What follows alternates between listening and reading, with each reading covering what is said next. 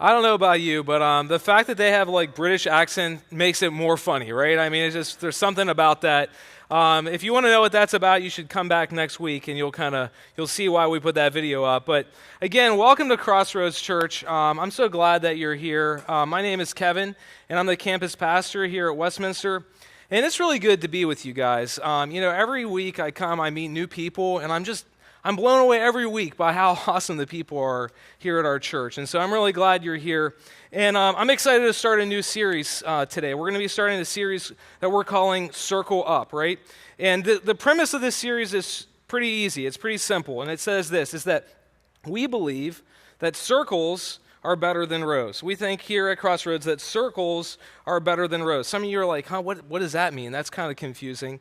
Well, here's what it means, right? That we believe that the church is about way more than what happens here on Sundays as we connect in rows. That what happens here on Sundays, this is great, this is super important, but this is really only the tip of the iceberg. That the church is really about what happens and as people connect in relationships out of these four walls and circles. And I love the story from August because he shares that so well in his story. And so relationships, if you haven't figured this out, are kind of a big deal here at Crossroads. In fact, I would say they're a value for us here at Crossroads. And one thing that I love about our church is that we don't just like write down our values and then file them away somewhere and never really think about them. It's kind of easy to do that sometimes. No, like the values that we have are super, super important to us. If you want to know what Crossroads Church is all about, it's not all that hard to figure out. You just go on the website and you read the values, and I think that's a pretty clear picture of who we are as a church. In fact, regularly in our meetings, our conversations, we bring up our values. We use our values to help us make decisions. And so I think we live out our values pretty well. I'm not saying that we're perfect in that way, but I think it's kind of cool to see that. And one of our values says this. This is one of our values. People are more important than programs. We value and pursue relationships in every ministry initiative. No one lives or leads alone. And so I think that's a picture of what circles over rows really means. And that's what we want to look at in this series over the next couple weeks. Now, guess what? This idea that I'm talking about here, it's not a Crossroads idea. We didn't come up with it, right? I really think that this is God's idea. God could have set the church up in such a way that it was like, how do we individually find God and learn to follow God? We have a pilgrimage, and it is not about a connection. He could have set it up that way. He could have set it up so that the church is about God and me. But he didn't do that. No, what God did is he said, what the church is about, it's about God and us, right? There's this community connection component. But the us is kind of messy, and it's kind of hard, and it's kind of confusing at times. But I'm so convinced, that it's better, that is a better way to live life. And so that's where we're going today. The first week that we're going to be talking about this idea of circle up is we're talking about if we move from rows and into circles and into relationships, that if we do that, it allows us to love greater,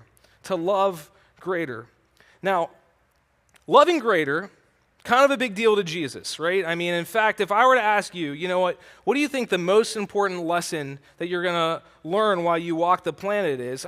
You could answer that question all kinds of ways. And we answer that question by the way that we live our lives all kinds of ways.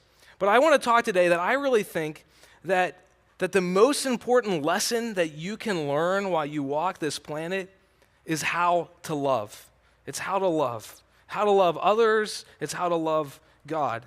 And in fact, I would say that I think that one of the reasons God put us on this planet is to figure this out, is to learn this. And if we go through our lives and we miss this point, I think we've really missed it. So that's what we're talking about today. We're talking about love. Now, we love love. As a culture, we love love. We love expressions of love. We love stories about love. We love songs about love. We love the idea of love. I love love. What's not to love about love, right? It's great.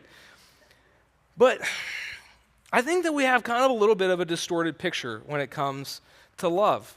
I think actually that truth, that sometimes we have a different picture of what love actually is, it's a little bit distorted. It makes it hard for us to talk about love sometimes. I would go as far as saying that like love has fallen on hard times because we use this word for so many different things that it's kind of, we've lost the meaning of what love is all about. I want to test this theory out. Are you guys willing to help me out with that? And this is not like a trick question. There's no judgment here, but what we're going to do is I'm going to say something, and if you would say that you love that thing, raise your hand. That's it, okay? And so this is not a bait and switch or a trick or anything, but are you guys willing to help me out? Okay, here we go. Do you love ice cream? This has definitely been probably the most popular of all of them, because who doesn't love ice cream? Ben and Jerry's, like chocolate chip cookie dough. What? Okay, how about this? Who loves your dog, your family dog? Oh, Fido. See, we love our dog. How about who loves Netflix? How do you not love Netflix? You press a button and a movie starts. This is amazing. Okay, last one. Bacon. Come on now. Bacon. People wear t-shirts. They love bacon so much. This is like, there's like a whole group of people. They're like bacon people right now. And there's some people, they like bacon so much and they like ice cream so much. They're like, hey, let's just have bacon ice cream. That's a thing. Apparently, I don't know, that sounds kind of gross, but I'd probably try it because I like both of those things. So we love all kinds of things. That's my point, right? I mean, we love our sports teams. We love new shoes. We love Starbucks Frappuccinos. We love the beach. Today, love is this catch-all word. We use it for all kinds of things. And because of that, I think we kind of miss it sometimes. We miss the meaning. And because of that, sometimes when we hear Jesus say, love one another, we think, hey, I might not have this whole Christianity thing down. I mess up a lot. But I'm pretty good at loving people. I think I've got this down. I'm at least a 9 out of 10 when it comes to loving people. It's like I love my family. I love my friends. I mean, have you seen the thoughtful things that I put, like the comments I make on social media? I mean, that's from the heart right there. I mean, I love people, right? That's real life. But that's not the kind of love I want to talk about. I don't want to talk about that kind of love today. I don't want to talk about that like cultural, familiar, pervasive kind of love. I don't want to talk about the emotional, feel-good kind of love that we're used to talking about. No, today I want to talk about a radical love. I want to talk about a life-changing, barrier-shattering, revolutionary kind of love. That's kind of love Jesus talked about. He talked about a different kind of love. And I want to unpack that by looking at two connected passages, two different passages, but they're connected to each other. And the first passage comes in the Gospel of John. So the Gospel of John was written by who? Good, you guys are great. See how convenient that is? That's really nice, isn't it? Now, John was one of the disciples that Jesus was especially close to. And don't hate John for this, but he gave himself a nickname, which is kind of funny. And he called himself the disciple that Jesus loved.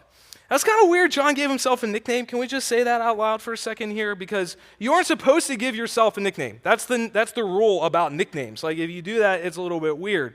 Anyone here had a great nickname growing up? Anyone? Anyone great nickname? No one had a great nickname. Every other service, people were like, I had a great nickname. Yeah. They were like willing to share it and everything. But anyway, so this was the nickname of John. It was the disciple that Jesus loved. And John, this disciple, talks in John 13 about what I would call the 11th commandment. And that's kind of tongue-in-cheek there. But really, Jesus in this moment drops another commandment. Some of you are like, wait, I thought there was the 10 commandments, but like that's why this was a big deal. Jesus was saying, no, there's another commandment that I want to give to you. And Jesus does this the last day that he was on this earth. All right, it's the upper room, and he's talking to his disciples. This is the last meal with his disciples. And so Jesus wants to give his disciples the most important instructions that he can give them. And so this is this huge moment right here. And I think we kind of know that, but we miss how huge this particular moment actually was. Because as Jesus started this sentence, a new command I give you, the air was like sucked out of the room. I mean, they were like, wait, what? I mean, John, Peter, and James, they got out their notebooks, are starting to write it. You know, they're ready to tweet this out. Man, they were excited whenever they hear this is a really big deal. And so this is what we see in John 13. This is Jesus speaking in that moment. And he says this, "My children, I will be with you only a little longer. You will look for me. And as I told the Jews, so I tell you now, where I am going, you cannot come. and here's the moment. A new command I give you, love one another. As I've loved you, so you must love one another. By this, everyone will know that you're my disciples, if you love one another. First, can I just say, how redundant is that last sentence? Like, there's a lot of love one another's in like a really short period of time. If you were to submit that sentence to your high school English teacher, she'd probably be like, can you rewrite this? Because that doesn't even really make that much sense, actually. So why does Jesus say love one another 3 different ways in like one sentence? Because it's about loving one another, right? Because that's what it's about. And even in this moment, Jesus is being betrayed. Judas is going out, and this is a dark moment for Jesus. This is a hard moment for Jesus. But even in that dark moment, he's talking about love. He's talking about love. And even in the darkest hour, he is commanding us to love. Now, that word command, kind of an interesting, maybe an uncomfortable word for us. If someone commands you to do something, that can feel a little uncomfortable, isn't it? I mean, can you even command someone to love? That's like, I command you to love this person. That just sounds weird to us a little bit. It's a little bit awkward. But here's what we can think about. Think about this. If Jesus can command us to love, and if that's true, then love has to be a choice. We have a choice, in other words, to love or to not love. Love is a decision that we have to live out in our lives because Jesus commanded it.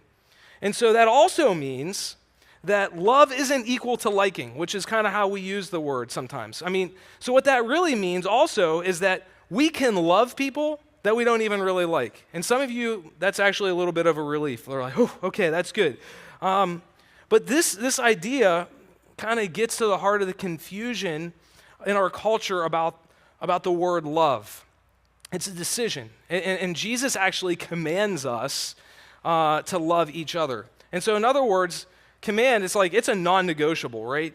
I mean, there's no qualifiers here. There's no loopholes here. Jesus paints this picture of love, and it's so big, and it's so different, and it's so radical. It's the kind of love, it doesn't need any reciprocation. It's an alter your budget and your calendar and your priorities kind of love. It's a big love that he's commanding us.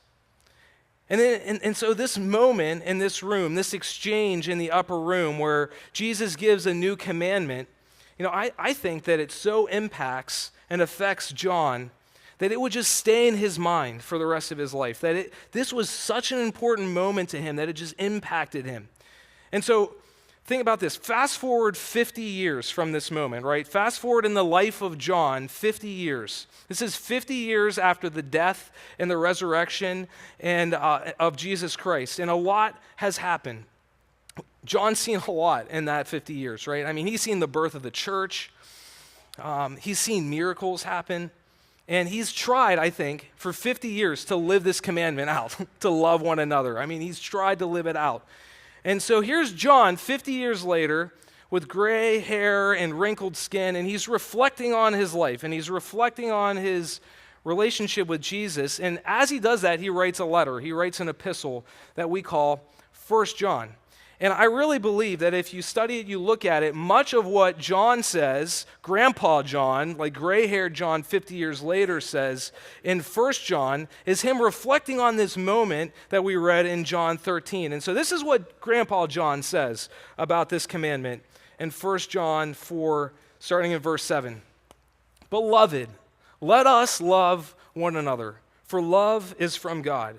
And whoever loves has been born of God and knows God. Anyone who does not love does not know God, because God is love. In this, the love of God was made manifest among us, that God sent his only Son into the world, that we might live through him. And this is love, not that we have loved God, but that he loved us and he sent his Son to be a propitiation or an atonement for our sins. Beloved, if God so loved us, we also ought to love one another. No one has ever seen God, but if we love one another, God abides in us, and his love is perfected in us.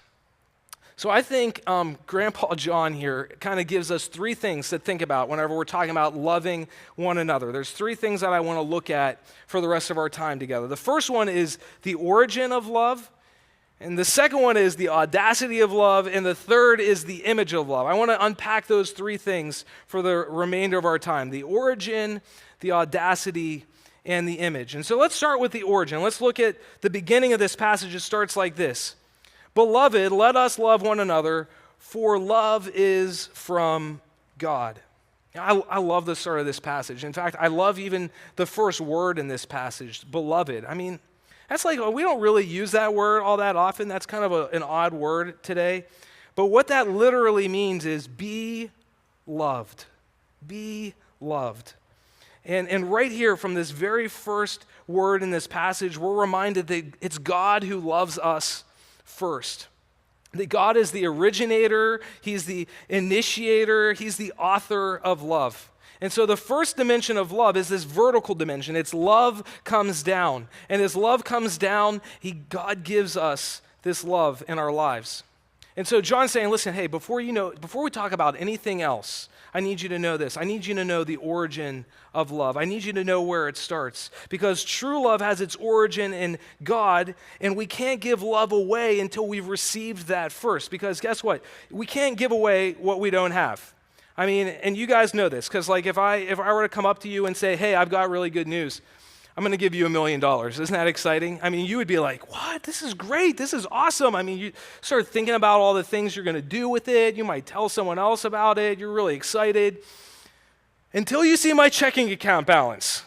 And then you're going to be a little bit confused because, like, listen, I don't have $1 million, so I can't give it away to you, right? So we know this, and you can't give away what you don't have.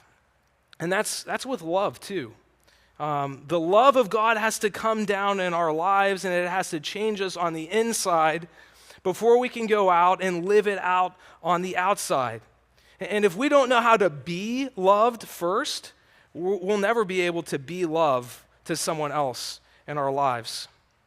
And I think a lot of us, we get stuck right here. Because guess what? For a lot of us, we're really bad at receiving love.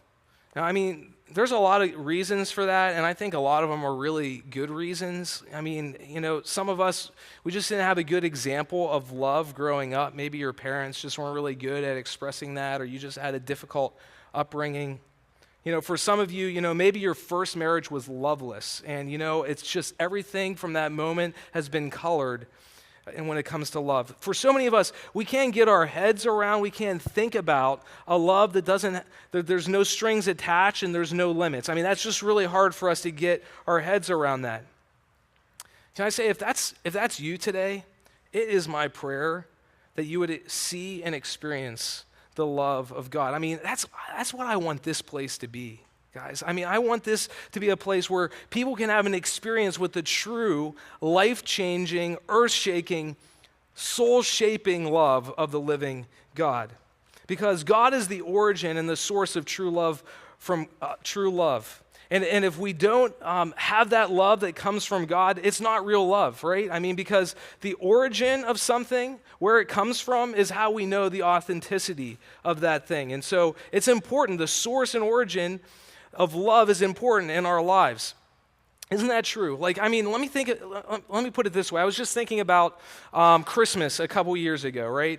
And I was really, really excited. My father-in-law had gone to Vietnam that year, and he had gotten everyone Christmas gifts while he was in Vietnam. And so we were pretty excited about getting these gifts.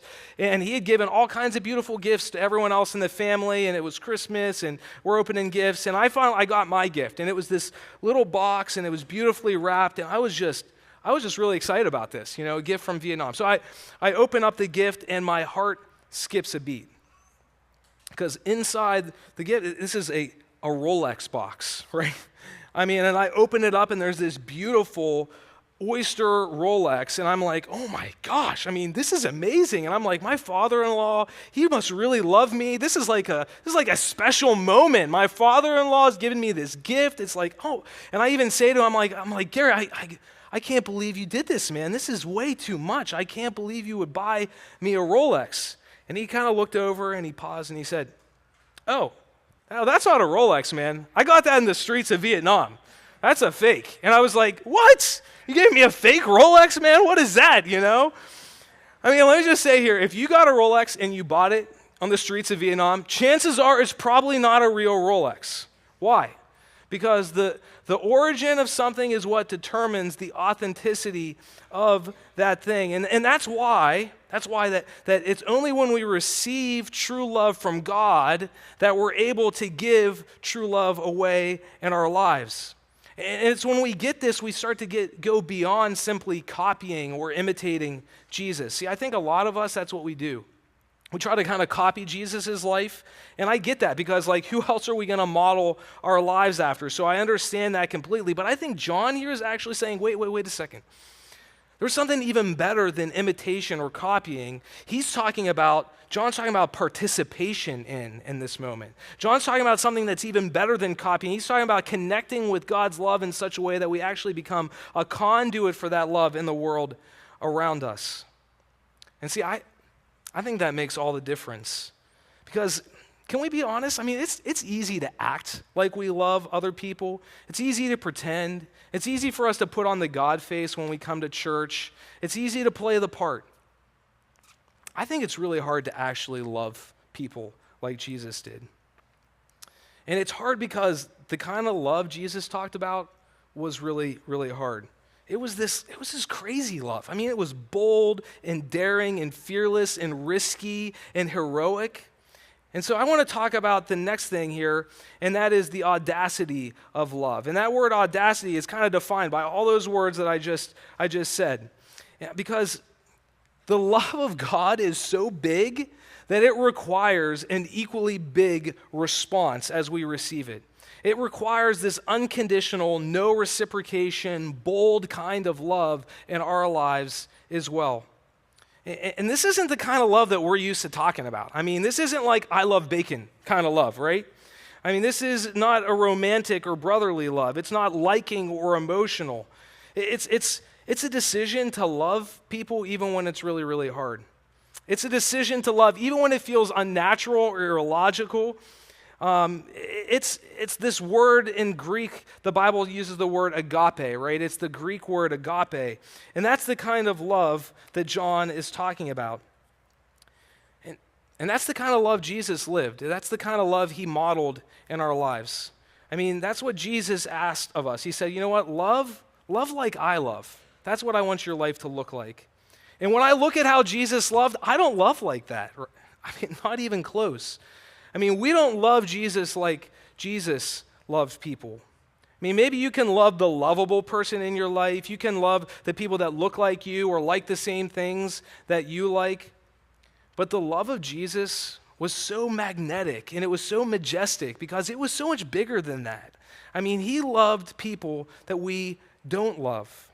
Jesus loved the poor and the marginalized. He loved the leper. He loved the outcast and the downcast. He loved cripples and beggars. He loved the people that hated him, the people who spit on him, and the people that betrayed him. Well, I have a hard time loving the guy who cuts me off on 695, right? I mean, and so the love of Jesus is so much bigger. There's this audacity to his love. And love like that can be kind of messy sometimes. I mean, loving like that is really, really hard. Because why? Because people are mean, right? I mean, people cut in line in the grocery store and they type callous and mean things to us and they give us faces and they say sarcastic things to us. And that's really hard. And sometimes it's the people that are closest to us that are actually the hardest to love, which is a little bit weird. I mean, can I just say, like, it's easier to pray for a continent than it is to love a coworker sometimes. I mean, it's easier to give money to Compassion International than it is to love the neighbor who annoys you every week. And life is filled with these people. Life is filled with all kinds of people that are hard to love.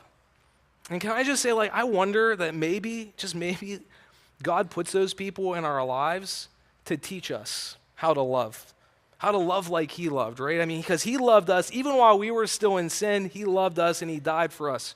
Romans 5:8. That's the kind of love that we're talking about today. And how we do this, and if we get it right or not, is such a big deal. It really is. Because Jesus doesn't say, you know what, they're going to know you're my disciples by how clear your doctrine is. Jesus never said, you know, they're going to know you're my disciples by how many devotionals you read every year. He didn't say how many scriptures you read every year. All those things are really, really good. But what did Jesus say? He didn't say any of that. He said, you know what, you want to know what it means to follow me? Do you want to know what it means that they're going to know you're my disciples? That you love one another. I mean, the single thing that's going to declare to the world that Jesus is alive and that he's changed us, it's not our programs, it's not our sermon series, it's not our projects, but it's that we would love one another. And can I just say this, like, it starts right here in this room. It starts right here in this room. If we can't love the people in this room, what chance do we have of loving the people out there, right? And so it starts in this room, and it starts even in your row, I would say. Love should be the first word on people's lips whenever they talk about our church in the community in Westminster. I mean, they just, they say, I don't know, they're like kind of crazy up there. They've got this like warehouse. It used to be a Tractor Supply store. I don't know about that church Crossroads, but what I do know is, man, they love each other. I don't know. I mean, it's crazy when I see the way they love each other and they care for each other. And so that's why this whole series is about circles are better than rows. Because if you aren't in relationships with people in our church, deep relationships, then how are you going to be able to experience love? How are you going to be able to give love away to other people? See, because I really believe that God gave us the church as the context for us to experience love in our lives. And that's why we talk about small groups all the time. And maybe even you get sick of hearing it because we talk about them all the time. Because our heart for you is that you would experience this love that we're talking about. And that you would have a chance to live that kind of love out. I like what Bob Goff says about this. And he says this. He says, love one another. We don't need more instructions. We need more examples. Love one another. We don't need any more instructions. It's that simple, guys. I mean, love one another.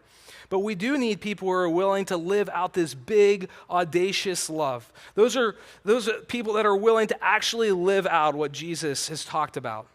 And so can I ask you today, are you willing to love like that? I mean, are you willing to love across racial lines and socioeconomic lines? Are you willing to love the weakest, the oldest, the youngest, and the disabled? Are you willing to love the lonely widow and the troublemaker? How about the person that, you go downtown in Westminster and someone cuts your hair? Are you willing to love that person? Or the person that makes your latte? How are you loving them? Are you able to love the person who gets on your nerves? Maybe even as a family member who gets on your nerves, right? Are you willing to love the person that you don't even want to be in the same room as them? See, because when we do that, when we love like that, I think we make the love of God complete in our lives. I mean, I love how this passage ends. It says this, it says, no one has seen God. No one has seen God. But they can see us. They can see the people right here in this room, and they can see when we love like Jesus loved.